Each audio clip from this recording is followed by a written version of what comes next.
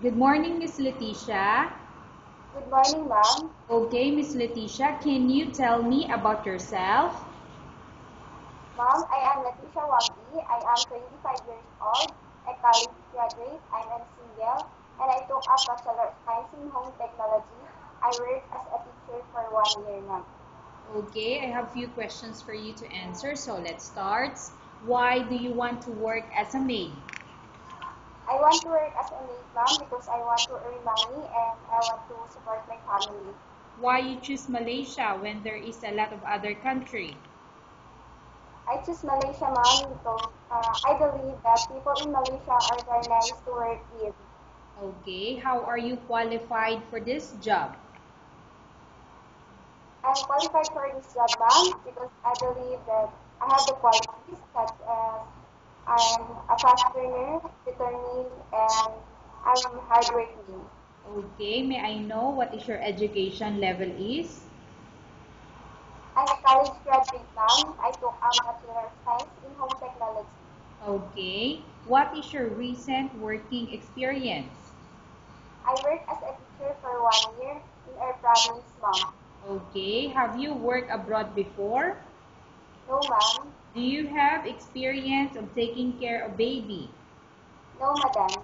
But okay, but are you willing to take care baby or children? Yes, madam. Okay. How about elder or older people? Are you willing to take, do you have the experience to take care an elder or older people? No, madam. Okay, but are you willing to take care? Yes, madam. Okay. Do you have any other special skills? Yes, madam. Okay, can you tell me what are those special skills do you have? I have skills in cooking, in washing clothes, ironing, cleaning the house, and taking care of pets, ma'am. Okay, are you willing to learn new skills? Yes, madam. Are you willing to work with a family where the mother-in-law or any relatives stay together? Yes, madam. Currently, are you still working now? No, madam. Do you know how to cook? Yes, madam. What sort of food can you cook? Filipino food, madam, Such as? such as caldereta, um, adobo, tinola, and escabeche. Okay. Are you aware that you will have to do washing, cleaning, ironing, and cooking? Yes, madam. From all the house chores like cooking, cleaning, ironing, and washing, which do you like most? I like more cooking, cleaning the house, taking care of pets, and ironing, ma'am. Okay. You are not allowed to use handphone or cell phone during working hours. Yes, madam. You are only allowed to use handphone or cell phone after you finish all the works and when going to bed. Yes, madam. You are strictly needed to surrender the handphone to your employer in the morning, and your employer will return back to you once you're going to bed. Yes, madam. If every employer finds out that you're abusing your handphone and it's affected your work performance, your employer will confiscate your handphone and you're not allowed to hold it anymore. Instead, your employer will allow you to call to your family 3 times in a month. You're only allowed to bring normal phone and you're not allowed to bring smartphone. Are you agreed for the terms and condition? Yes, madam. Are you agreed to the rules and regulation for the handphone? Yes, madam. How many years is the contract as you agreed and understand? 2 years, madam. Can you describe for me your ethics or your attitude? I am hardworking, trustworthy, I'm kind and good person, and I have patience in work, madam. Okay, how can you assure to us that you will work hard in Malaysia?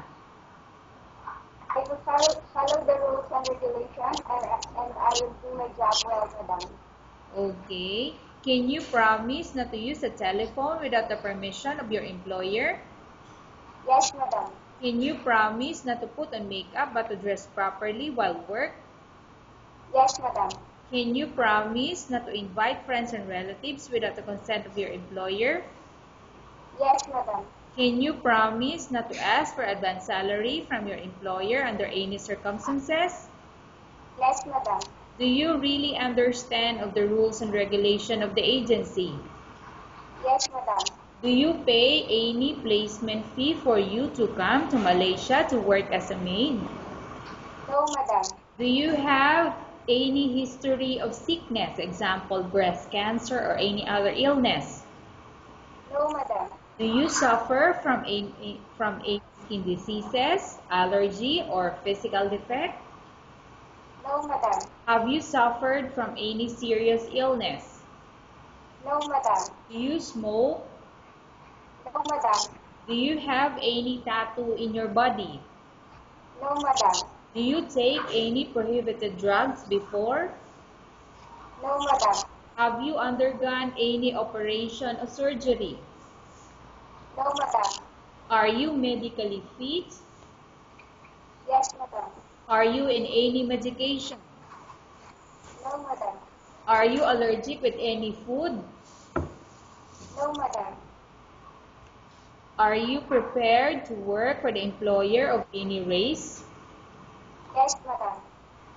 Are you prepared to eat the type of food taken or given by your employer? Yes, madam. Are you afraid of being left alone in the house? No, madam. Are you afraid of dogs or other pets?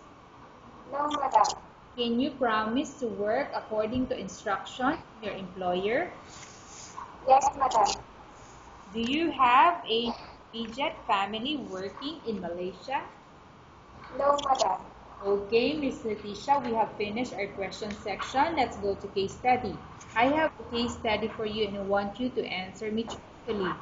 Upon arrival in Malaysia within 6 months, if ever any of your family members pass away, what will you do?